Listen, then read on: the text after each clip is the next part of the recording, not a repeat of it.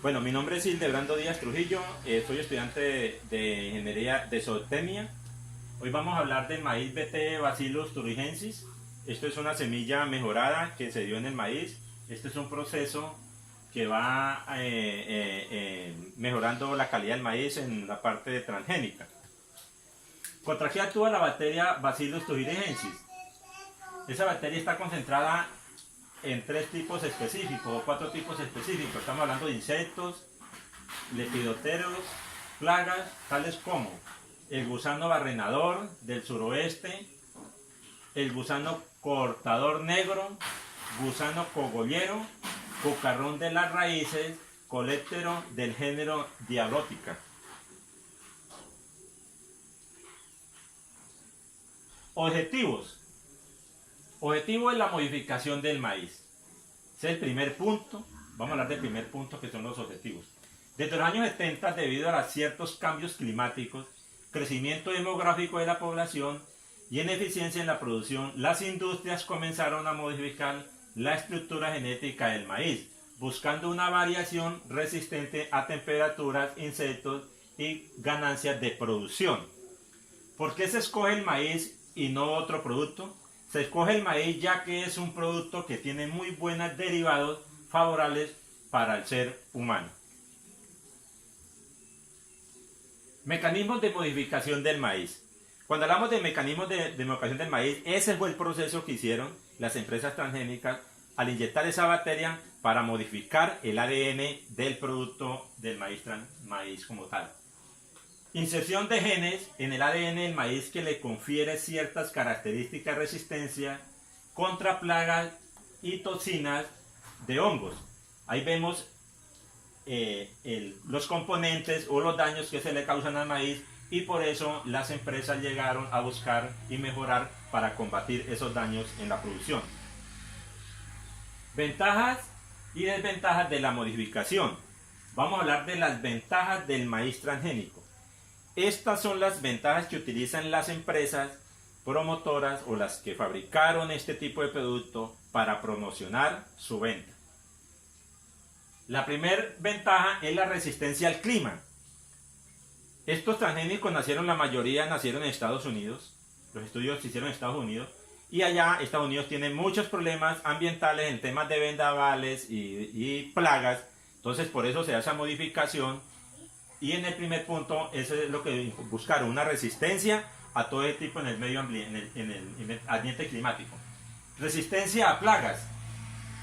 La modificación se da buscando exactamente que la mata tenga un repelente hacia esas plagas.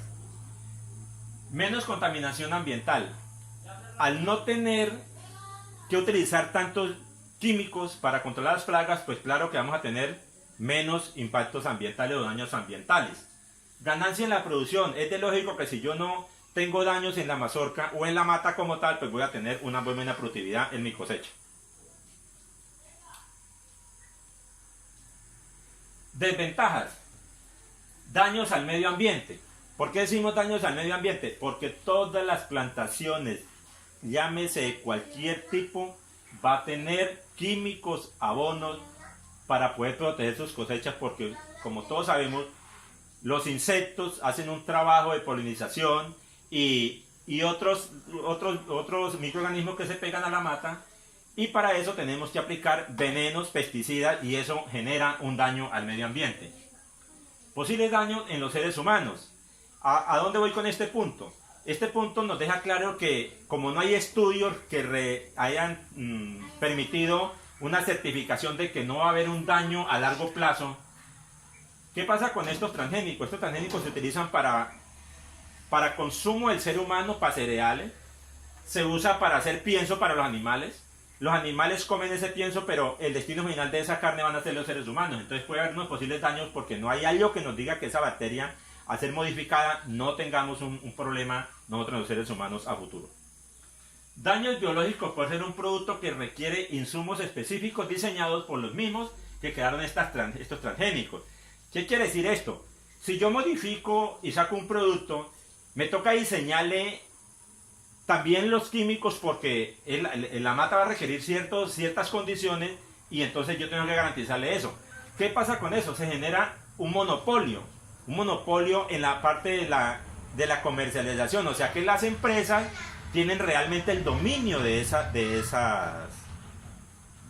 semillas. Vamos a citar aquí un punto muy importante que es que viene sucediendo en Europa, por lo menos en Europa, más específicamente Alemania. Alemania del año 2008 ya no utiliza semillas transgénicas. ¿Por qué Alemania hizo eso? Porque se dio cuenta que al utilizar las semillas biológicas tenía que utilizar los mismos químicos que las mismas empresas creaban, como Monsanto, creaban los químicos para esas semillas transgénicas. Cuando hacen el comparativo de la producción, de los gastos de producción y las utilidades, ¿qué se dio cuenta Europa? Que estaban utilizando semillas mejoradas con un monopolio de las empresas y estaban dejando de utilizar semillas no mejoradas de libre mercado, que a la larga le daban las mismas utilidades. En términos de ganancia, cuando hicieron el comparativo del transgénico y los maíces no mejorados o las semillas mejoradas por selección, tenían las mismas utilidades. Entonces vieron que no era necesario manejar las semillas transgénicas. Continuamos. Aplicaciones similares de este proceso biotecnológico. La soja es con diferencia el cultivo transgénico más implantado actualmente, cultivado en 9 países y cubre más de 85 millones de hectáreas. ¿Qué quiere decir esto? Que no todos los países del mundo están cultivando los transgénicos. Ciertos países nomás se han dedicado a manejar el manejo de los transgénicos. La soja es uno de los componentes principales del pienso, de las vacas, de los cerdos y de los pollos. ¿Qué quiere decir esto? Que el maíz, bien sea transgénico o bien sea semilla seleccionada por selección natural, siempre va a utilizar químicos que van a afectar a mediano, corto o largo plazo a los seres humanos, a las especies como tal. Con el maíz se hace el pienso. El pienso es el producto con lo que alimentamos a estos animales, pero el destino final de esos animales es el sacrificio. ¿Sacrificio para qué? Para el consumo humano. Entonces, por eso hay unos posibles daños biológicos y que van a afectar al ser humano si no se demuestra lo contrario. En alimentación, dice, también otras aplicaciones industriales. En alimentación, pintura y fabricación de biodiesel, entre otros. Estos son argumentos que hay que llamar, o sea que sí tienen unos componentes favorables, pero también tienen muchas desventajas, sobre todo en la parte biológica. La soja transgénica posee un gen que le confiere resistencia a los herbicidas. Esa fue la modificación que hicieron. A los herbicidas, para cuando se le aplica un herbicida a la mata no sufra y mate la otra maleza. Y lo otro que se enfoca mucho es en la parte biológica. Estamos hablando de los insectos. Pero siempre, independientemente de esté mejorada la mata, siempre vamos a tener que utilizar químicos para contra otras plagas o para que la mata siempre esté favorecida. ¿Qué quiere decir esto? Que la bacteria BT que se aplicó al ADN del maíz hace cierto trabajo, pero no hace una inmunización completa para la producción y que eso realmente nos brinde unas buenas garantías para los productores a nivel nacional y a nivel mundial. Si vemos, son muy pocos los países que ya han cogido esos transgénicos como su materia prima para sacar todos los productos. Y como le explicaba anteriormente, no hay gran diferencia en manejar transgénicos o no transgénicos, que las utilidades generalmente van haciendo lo mismo.